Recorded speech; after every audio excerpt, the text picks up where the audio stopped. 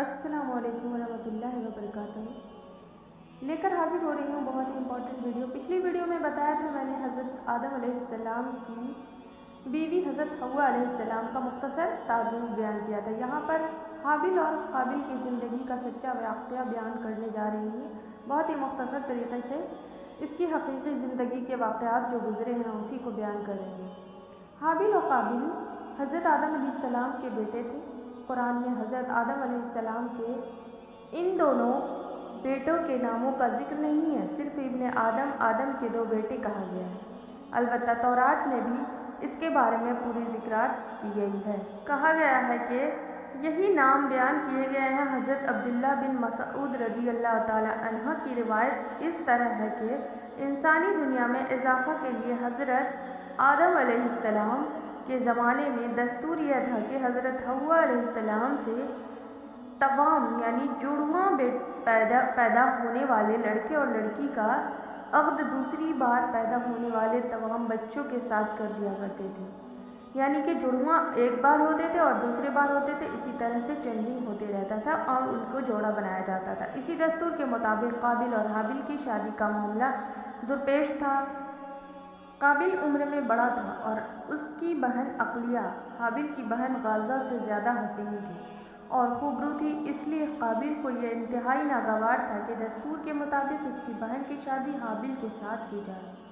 फसाद ख़त्म करने के लिए हज़रत आदम अलैहिस्सलाम ने यह फ़ैसला किया कि दोनों अपनी अपनी कुर्बानी अल्लाह के लिए पेश करें। जिसकी कुर्बानी कबूल हो जाए वही अपने इरादे को पूरा कर लेने का मुस्तहक़ होता है।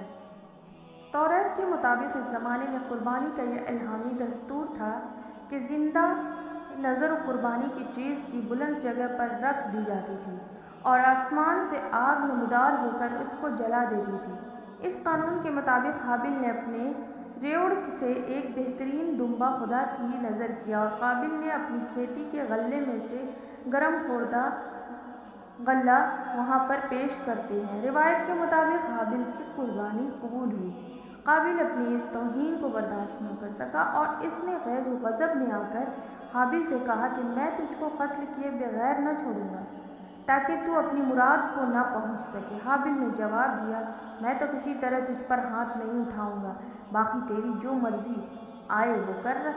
कुर्बानी का मामला सो खुदा के यहाँ तो नेक नियत ही की नज़र कबूल हो सकती है, वहाँ बद नियत की धमकी काम आ सकती है और न बेवजह का गम और गुस्सा। काबिल पर इस नसीहत का उल्टा असर हुआ और उसने मुश्तअल होकर अपने भाई हाबिल को कत्ल कर दिया। कत्ल के बाद काबिल हैरान था कि इस नैश का क्या करें। अभी तक नस्ल आदम में मौत वाक़ नहीं हुई थी, यानी कि इसके क़बल किसी की मौत नहीं आई थी, उससे दो चार नहीं हुई थी, इसलिए हज़रत आदम अलैहिस्सलाम ने मुर्दे के जिस्म के बारे में कोई हुक्म इलाही नहीं सुनाया था। कुरान में है कि काबिल ने दफनाने का अमल कौवे से सीखा। उसने देखा कि कौवे ने ज़मीन को कुरेद कर यानी खोद कर गड्ढा खोदा। काबिल ने फ़ैसला किया कि मुझे भी अपने भाई के लिए इसी तरह गड्ढा खोदना चाहिए और बाज़ रिवायात में है कि कौवे ने दूसरे मुर्दा कौवे को इस गड्ढे में छुपा दिया। काबिल ने यह देखा तो अपनी नाकारा ज़िंदगी पर बेहद अफसोस किया और कहने लगा कि मैं इस हैवान से भी गया गुज़रा हूँ कि अपने जुर्म को छुपाने की अहलियत भी नहीं रखता। बाद अज़ां नदामत और पछतावा के एहसास के साथ अपने भाई की नैश को सपुर्द खाक कर दिया। इस वाक़े से दो किस्म की तर्ज फ़िक्र का पता चलता है, एक शैतानी तर्ज फ़िक्र और दूसरी रहमानी तर्ज फ़िक्र। काबिल की तर्ज फ़िक्र शैतानी थी जबकि हाबिल की तर्ज फ़िक्र रहमानी थी। गुस्सा शैतानी तर्ज फ़िक्र का तर्ज देता है और शैतानी तर्ज फ़िक्र के ज़ेर असर है अमल घाटे का सौदा है, जबकि रहमानी तर्ज फ़िक्र के तहत अंजाम पजीर होने वाले अमाल सरतापा खैर हैं। तौरात के मुताबिक हज़रत आदम अलैहिस्सलाम ने 930 बरस उम्र पाई। आपके ज़माने में नस्ल इंसानी ने इल्म तिब, इल्म हिसाब और इल्म मौसीक़ी से रोशनास हासिल की।